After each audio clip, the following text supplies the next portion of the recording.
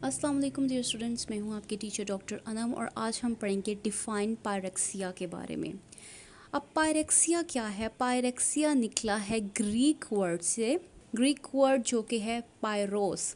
पायरोस word जिसका मायने है फायर, आग या बर्निंग हीट या जलना। तो पायरेक्सिया हमारे पास जिसका अदर नेम है फीवर या बुखार। तो फिर पायरेक्सिया या फीवर हमारे पास क्या आ जाता है कि पायरेक्सिया वो कंडीशन है जिसके अंदर बॉडी का जो दर्जा हरारत है या जो टेम्परेचर है वो बढ़ना शुरू हो जाता है उसकी नॉर्मल रेंज से। जैसे कि नॉर्मल रेंज जो ट्रेडिशनली बताए जाते हैं या आमतौर पर अगर आप देखते हैं तो नॉर्मल रेंज हमारे पास आती है 37 डिग्री सेल्सियस या 98.6 फ़ारेनहाइट।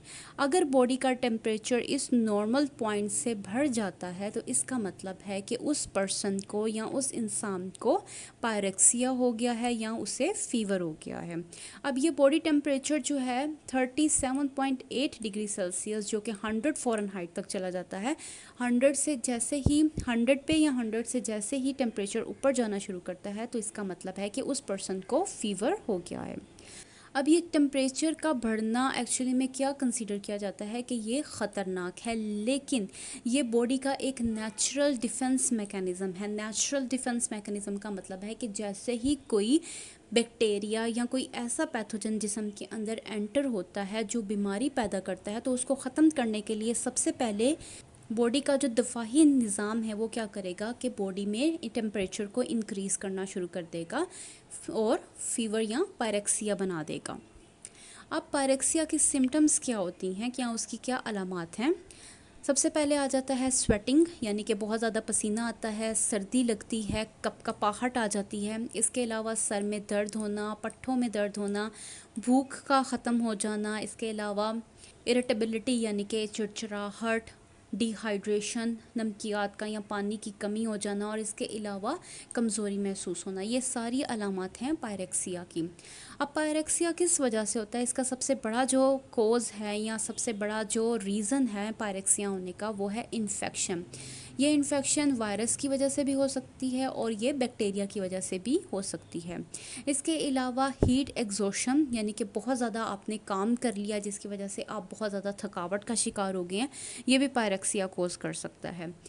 इसके साथ साथ इन्फ्लेमेटरी कंडीशंस आ जाती हैं। इन्फ्लेमेटरी कंडीशंस का मतलब है कि स्वेलिंग हो जाना या सूजन हो जाना। जैसे आप काम कर रहे हैं और किसी वजह से आपके हाथ में एक बड़ा सा कट लग गया है, आप देखते हैं कि उस कट वाली जगह पे थोड़ी देर के बाद स्वेलिंग हो जाती है। अब उस स्वेलिंग की वजह से क्या होगा कि बॉडी के अंदर टेम्परेचर इंक्रीज़ होना शुरू हो जाएगा या पायरेक्सिया हो जाएगा। इसके साथ साथ कैंसरस या ट्यूमर कंडीशन में भी फीवर हो जाता है।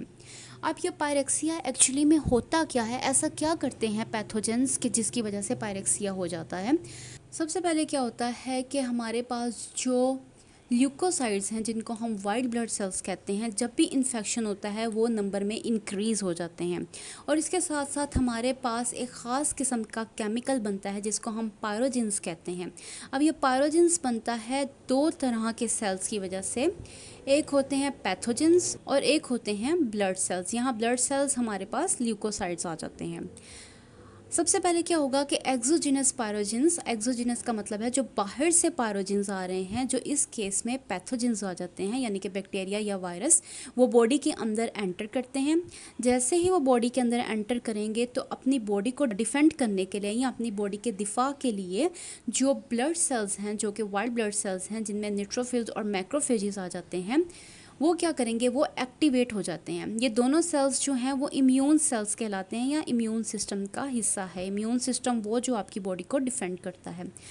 ये दो सेल्स क्या करेंगे कि ये भी पायरोजिन्स प्रोड्यूस करेंगे और इन पायरोजिन्स को हम कहते हैं एंडोजिनस पायरोजिन्स। एंडोजिनस पायरोजिन्स का मतलब है कि ये वो पायरोजिन्स हैं जो बॉडी के अंदर पैदा हो रहे हैं।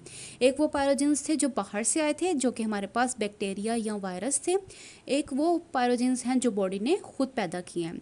अब क्या होगा, ये दोनों तरह के पैथोजिन्स ब्लड में शामिल होकर पूरे बॉडी के अंदर मूव करेंगे या घूमना शुरू कर देंगे।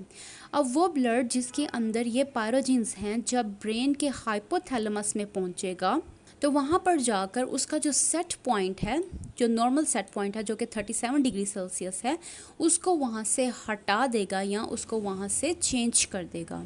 अब जैसे ही ये सेट पॉइंट चेंज होगा तो क्या होगा कि हीट गेन होना शुरू हो जाएगी या हीट का बढ़ना शुरू हो जाएगा और हीट का कम होना या उसका लॉस जो है वो कम हो जाएगा। ठीक है, अब चूंकि हीट जो है उसका लॉस नहीं हो रहा तो जितनी भी हीट प्रोड्यूस होगी वो पूरी की पूरी हीट बॉडी के अंदर ही रहना शुरू हो जाएगी और जिसकी वजह से बॉडी का टेम्परेचर जो है वो 37 से बढ़ना शुरू हो जाएगा और उस कंडीशन को हम कहेंगे फीवर या पायरेक्सिया। जैसे मैंने पहले बताया कि फ़ीवर या हाई टेम्परेचर जो है वो इसलिए है ताकि बॉडी को पैथोजन से महफूज किया जा सके, क्योंकि कुछ पैथोजेंस ऐसे होते हैं कि जैसे ही टेम्परेचर इंक्रीज़ होता है वो मरना शुरू हो जाते हैं। ठीक है, तो ये एक बॉडी का डिफेंस मैकेनिज्म इसमें आ जाता है कि भाई उसको पैथोजेंस को इस तरह से ख़त्म कर दिया जाए। तो इस वजह से पायरेक्सिया की कंडीशन होती है। अब अगर किसी को पायरेक्सिया हो गया है तो आप उसके लिए क्या कर सकते हैं, तो उसके ट्रीटमेंट में सबसे पहले आ जाता है कि ज़्यादा से ज़्यादा पानी या लिक्विड चीज़ें पिएं ताकि बॉडी डिहाइड्रेट ना हो, उसका पानी मुकम्मल रहे और उसमें जो एंजाइम्स हैं वो प्रॉपर काम करते रहें। इसके साथ साथ बॉडी टेम्परेचर को मेंटेन करने के लिए या कम करने के लिए क्या करें, बॉडी को कूल करें, यानी कि ठंडे पानी से नहाएं या ठंडे पानी की पट्टियाँ रखें।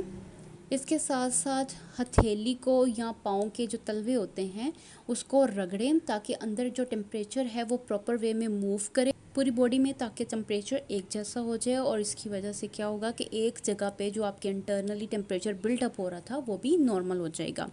इसके साथ साथ पैरासीटामोल की जो रिकमेंडेड डोज़ है कि आपको कितनी एक डोज़ लेनी चाहिए बुखार की सूरत में, वो भी ली जा सकती है पायरेक्सिया को ठीक करने के लिए।